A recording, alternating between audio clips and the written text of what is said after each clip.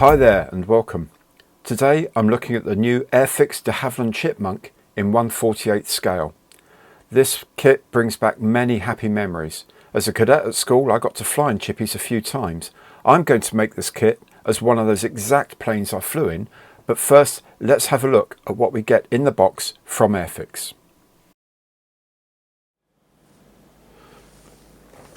So here we have it then, the box for the new Chipmunk T Mark 10. First of all, really quite striking piece of box artwork there. Not entirely sure we would have been allowed in quite this close to another Chipmunk when we were flying around as air cadets, but still very, very smart, very reminiscent of the plane I used to fly in. On the rest of the box you have, of course, the options here for the colours.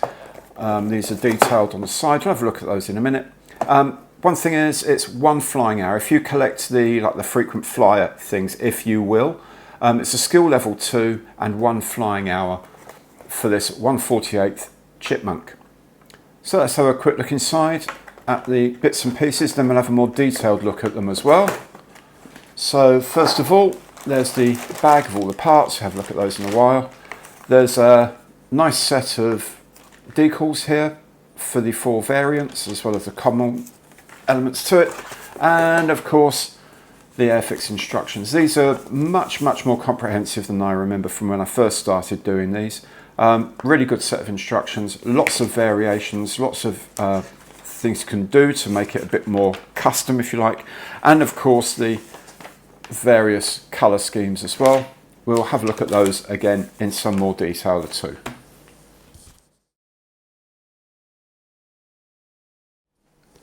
So first of all, the parts of the kit.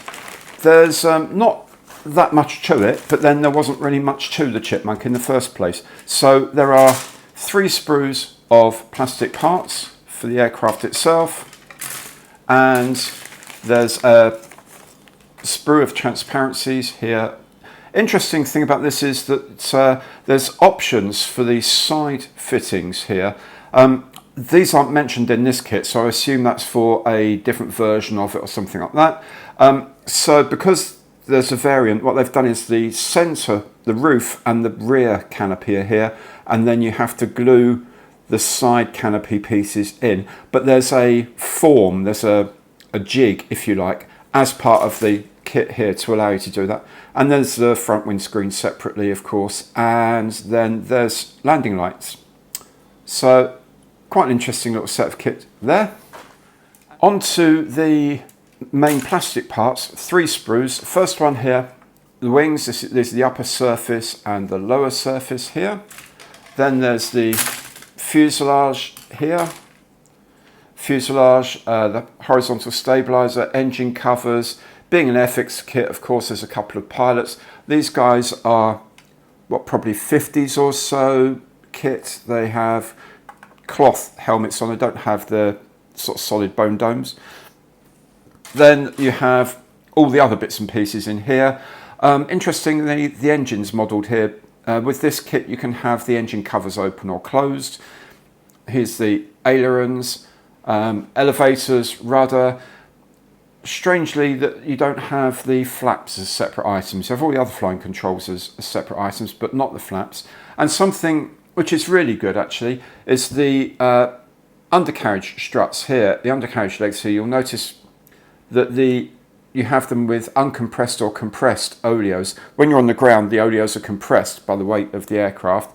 When you're flying, they relax and go to their full extent. So you can depict it either flying with the extended oleos or on the ground with the compressed ones. And that's a nice little touch of detail, which I think is very good.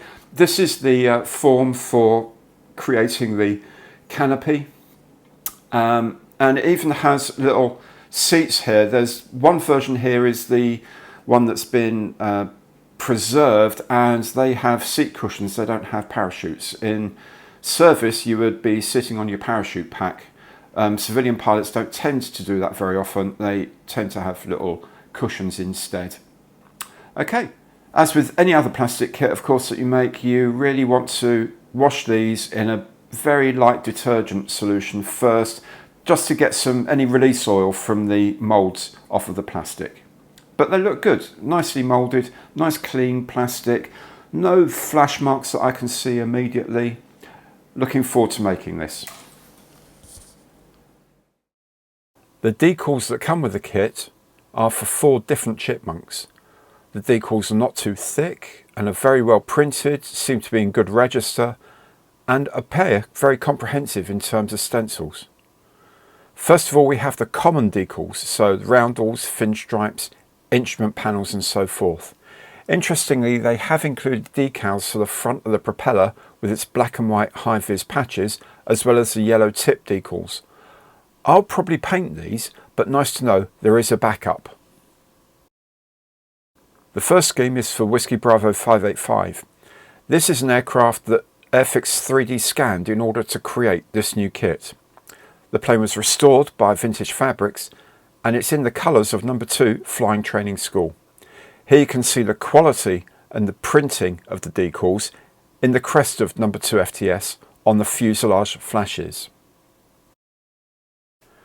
Next is Whiskey Bravo 549. Now this was the first British Chipmunk. The aircraft was originally designed and built in Canada.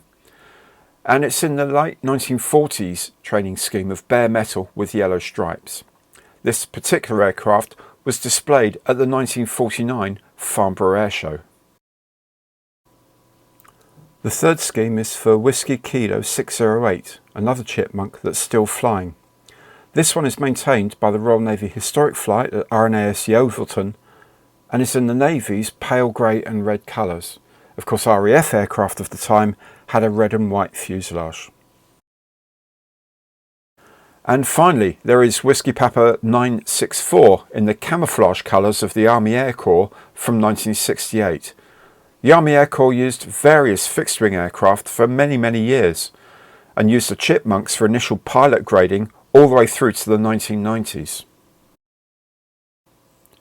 So there we are, very nice set of decals. Of course, there are already loads of aftermarket decal sets available, so there's a huge amount for you to choose from.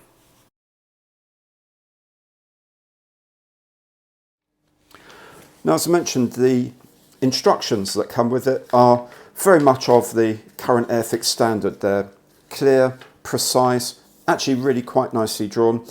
Things that you've made previously in other steps are marked out in orange. You know how things fit together. The order is very clear. For such a relatively simple aircraft, it's surprising how much detail they've got into making the different compression levels for whether it's flying or not. You can have the engine covers open or closed, so you can show off the very fine piston engine here. There's a lot of variety. The other thing here, again, I mentioned before, was this thing of having to make the canopy yourself, and there's this form that's supplied to keep it in the right shape. That's quite kind of nice. Obviously, you can have the canopy open or closed. On the Chipmunk, the entire canopy, apart from the windshield, the whole thing would slide backwards.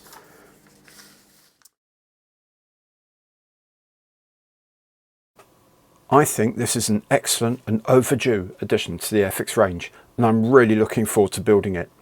If you'd like this video, please remember to give it a thumbs up below and subscribe to my channel to see all the following episodes of the build and a lot more. See you next time.